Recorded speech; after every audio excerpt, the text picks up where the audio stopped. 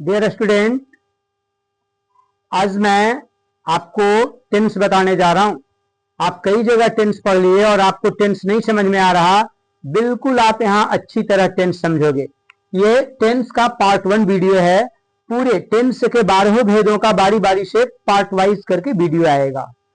Dear students, tense बड़े class के भी स्टूडेंट्स पढ़ सकते हैं और 4, 5, 6, 7, 8 के भी स्टूडेंट पढ़ सकते हैं। टेंस को इंग्लिश का बैकबोन कहा जाता है। Tense is the backbone of English.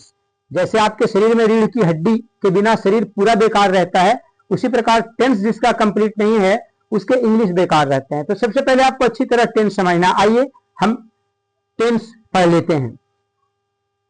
सबसे पहला सवाल होता है, व्हाट इज टेंस? टेंस क्या है? इसका रिप्लाई है, tense is a verb form. Tense क्रिया का एक रूप है। उसके बाद टेंस 3 है, present, past, future. Present tense के 4 भेद हैं। First, present indefinite. Second, present imperfect. इसका एक दूसरा भी नाम है प्रेजेंट कंटिन्यूअस। और तीसरा है प्रेजेंट परफेक्ट। चौथा है प्रेजेंट परफेक्ट कंटिन्यूअस। अब इसी तरह पास्ट के भी 4 भेद होंगे। अब केवल ये प्रेजेंट प्रेजेंट आप हटा दो, प्रेजेंट की जगह बोलो past indefinite, past imperfect, past perfect, past perfect continuous. तो फिर फ्यूचर के भी इसी प्रकार 4 हो जाएंगे, future indefinite, future imperfect, future perfect और चौथा हो जाएगा फ्यूचर परफेक्ट कंटिन्यूअस। अब मैं डिटेल से आपको बताता हूं प्रेजेंट इंडेफिनिट का हम कैसे ट्रांसलेट करेंगे, कैसे जानेंगे। तो सबसे पहले प्रेजेंट इंडेफिनिट का एक्वेंटेंस देखते हैं। एक्वेंटेंस को हिंदी में पहचान कहते हैं। प्रेजेंट इंडेफिनिट पहचानने के तरीके हैं, इसके वाक्य के हिंदी क्रिया के अंत में ता हूं, ती है, ते हैं आदि शब्द लगे रहेंगे। इससे पहचानेंगे वाक्य प्रेजेंट इंडेफिनिट का है। अब देखो आप, इसका रूल ऑफ ट्रांसलेशन क्या है। अब हमें इसका इंग्लिश ट्रांसलेट करना है। तो इसके रूल है subject plus PV plus SCIS plus object. Negative rule देखो, subject plus do does plus not plus V one plus object. और इंट्रोगेटिव रूल है do does plus subject plus V one plus object. मैंने यहां क्लियर कर दिया कहां डू आएगा, कहां डज आएगा। प्रिय छात्रों, आई, वी, यू, दे, ये 4 सब्जेक्ट रहेंगे तो इसके साथ डू लगेगा। उसके बाद ही, सी, इट, नेम, ये 4 सब्जेक्ट रहेंगे थर्ड पर्सन वाले, तो इसके साथ डज लगेगा। मैटर यहां क्लियर। डू और डज, फर्स्ट पर्सन का आई, वी, यू, दे, इसके साथ डू आएगा और थर्ड पर्सन के जो है ही, सी, इट, नेम, इसके साथ डज आएगा। अब मैं कुछ नोट बता रहा हूं जिससे आप और क्लियरिफाई हो जाओगे। नोट 1 कह रहा है सब्जेक्ट जब प्रेजेंट इंडेफिनिट में 4 रहेंगे, आई, वी, यू, दे। याद रखना कौन कौन, यहां मैंने लिखा है भी आई, वी, यू, दे। तो आई, वी, यू, दे रहने पर वर्ब ज्यों के त्यों रहेंगे। और यदि सब्जेक्ट थर्ड पर्सन के रह गए, ही, सी, इट, नेम, तो इनके रहने पर वर्ब में आप एस या ईएस लगाओगे। और अगर वर्ब देखो, अब यहां कंफ्यूजन थोड़ा हो रहा है। अब आप बोलोगे सर यहां ही, सी, इट, नेम रहेगा तो मैं एस लगाऊंगा या फिर ईएस लगाऊंगा। तो यहां मैंने बिल्कुल क्लियर किया है कि जब वर्ब के लास्ट लेटर ओ, एस एच और सी एच रहेंगे तो वर्ब में केवल और केवल ई एस लगेगा। बस यहां मैटर क्लियर है, केवल और केवल ई एस आप लगा दोगे। अब मैं आपको कुछ एग्जांपल्स बताऊंगा, उसके पहले आप वीडियो रोक कर अपनी कॉपी में इस रूल को लिख लो। एक एक लाइन का देखो सब रूल है, इसलिए ये बिल्कुल बाय हार्ट रहना चाहिए, कंठस्थ। अब एक ही लाइन का है ना, subject plus PV plus SIS plus object, subject plus do does plus not plus V one plus object, interrogative do does plus subject plus V one plus object. अब मैं कुछ एग्जांपल्स आपको बताता हूं, ये सारे रूल्स आप अपनी कॉपी में लिख लेना। अब देखो कुछ एग्जांपल्स मैं आपको बता रहा हूं। तो आप देखो, सबसे मैंने पहला एग्जांपल लिया, मैं हिंदी पढ़ाता हूं। अब यहां देखो आप, वाक्य के हिंदी क्रिया के अंत में क्या लगा है, तो आप बताओगे सर ताहू लगा हुआ है। इससे आप पहचानोगे वाक्य किस टेंस का है, तो वाक्य प्रेजेंट इंडेफिनिट टेंस का है। अब इसका ट्रांसलेट करते हैं। तो ट्रांसलेट में रूल क्या है, सब्जेक्ट, तो सब्जेक्ट क्या है भाई, आई।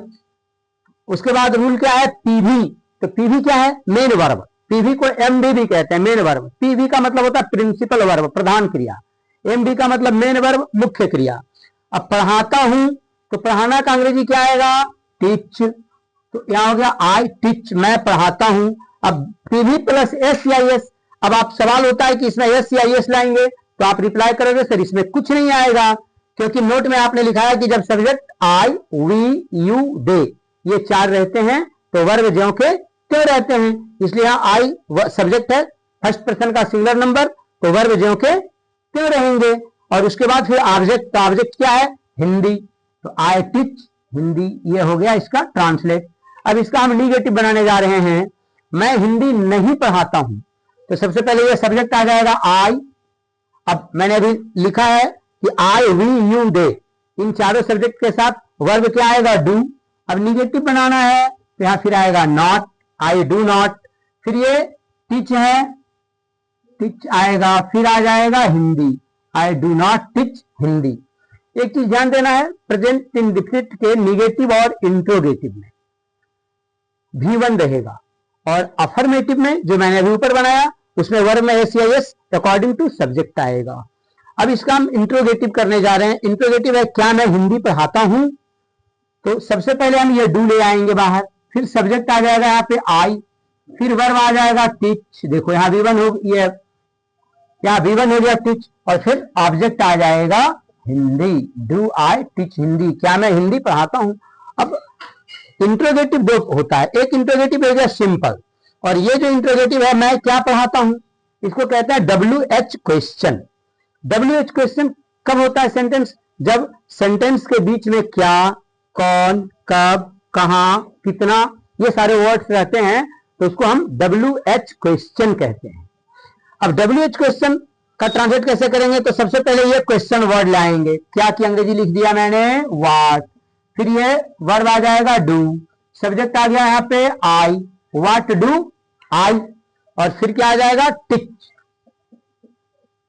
देखो आप निगेटिव और इंट्रोगेटिव, निगेटिव में भी V1 हुआ टीच, इंट्रोगेटिव में V1 हुआ टीच, और WH क्वेश्चन में भी V1 हुआ टीच, तो निगेटिव इंट्रोगेटिव में प्रेजेंट इंडेफिनिट में V1 रहेगा।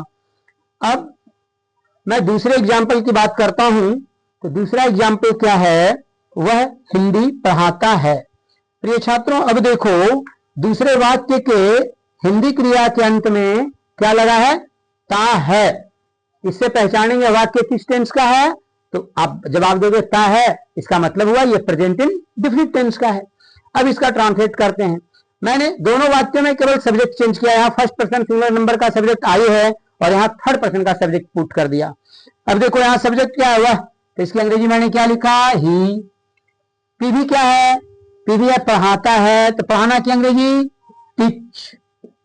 अब देखो यहाँ आई सब्जेक्ट था तो टीच वर्ब ज्यों के त्यों रह गए, इसमें ना एस आया ना ईएस आया, तो आई वी यू दे रहने पे वर्ब ज्यों के त्यों रहते हैं। लेकिन जैसे ही सब्जेक्ट थर्ड पर्सन के आएंगे, कौन कौन, ही, सी, इट और नेम, तो वर्ब में एस या ईएस आएगा। अब सवाल है एस या ईएस, तो अब यहां देखो मैंने नोट में क्या डाला, नोट थर्ड में डाला कि जब वर्ब के लास्ट लेटर ओ रहते हैं, एस रहते हैं, double S, C H, S H, तो वर्ब में ईएस आते हैं। तो यहां देख लो आप वर्ब का लास्ट लेटर क्या है, सी एच, और सब्जेक्ट हमारा किस पर्सन का है, थर्ड पर्सन का, तो वर्ब में क्या ऐड करोगे, ईएस।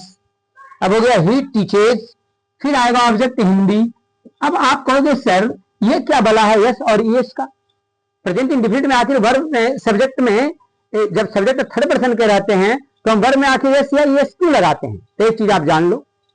देखो इंग्लिश में कोई भी वर्ब प्लूरल स्टेज में होता है जब, और दूसरी बात यह है अकॉर्डिंग टू ग्रामर, ग्रामर कहता है कि इंग्लिश में वर्ब हमेशा सब्जेक्ट के अकॉर्डिंग आते हैं, मतलब अगर सब्जेक्ट सिंगुलर है तो वर्ब भी सिंगुलर आएगा, अगर सब्जेक्ट प्लूरल है तो वर्ब भी उसके साथ प्लूरल आएगा।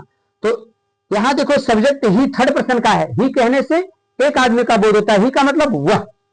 अब ये टीच जब रहता, अब सब्जेक्ट सिंगुलर और टीच रहता प्लूरल, तो सिंगुलर सब्जेक्ट के साथ भला प्लूरल वर्ब कैसे चलेगा, इसलिए टीच में ईएस लगाते मैंने इसको ही सब्जेक्ट के अकॉर्डिंग सिंगुलर कर दिया, इसीलिए एस या ईएस लगाते हैं ताकि हमारा वर्ब सिंगुलर हो जाए।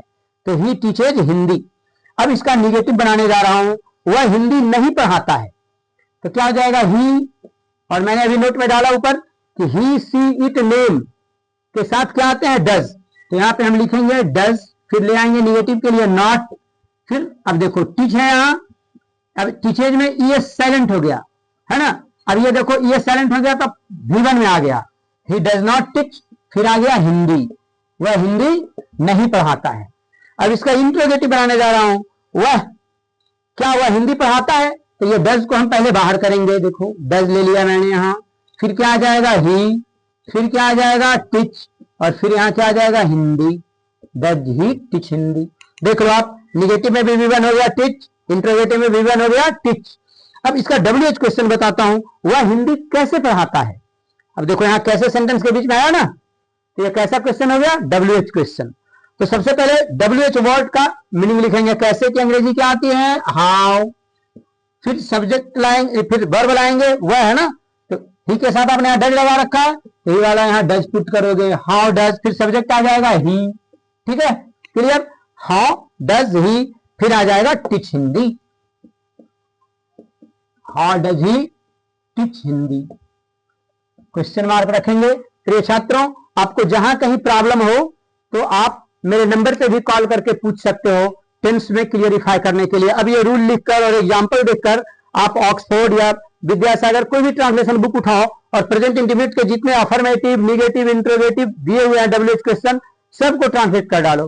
ट्रांसलेट करने में आपको जहां प्रॉब्लम होता है मैं बोर्ड पे नंबर डाल देता हूं, मेरे से आप फोन करके अपने प्रॉब्लम को क्लियर करना। देखो मेरा नंबर है 7543955393, यही रवि सर का नंबर है। अब बोलना कि सर आपका मैं वीडियो देख रहा था, मुझे प्रॉब्लम हो रहा है ट्रांसलेट करने में, आप इसको थोड़ा क्लियर करो, मैं क्लियर करूंगा। ठीक है प्रिय छात्रों, वीडियो पार्ट 2 में आ जाएगा, प्रेजेंट इम्परफेक्ट, प्रेजेंट कंटिन्यूअस बताऊंगा। धन्यवाद। आप चैनल को लाइक एंड सब्सक्राइब कर देना।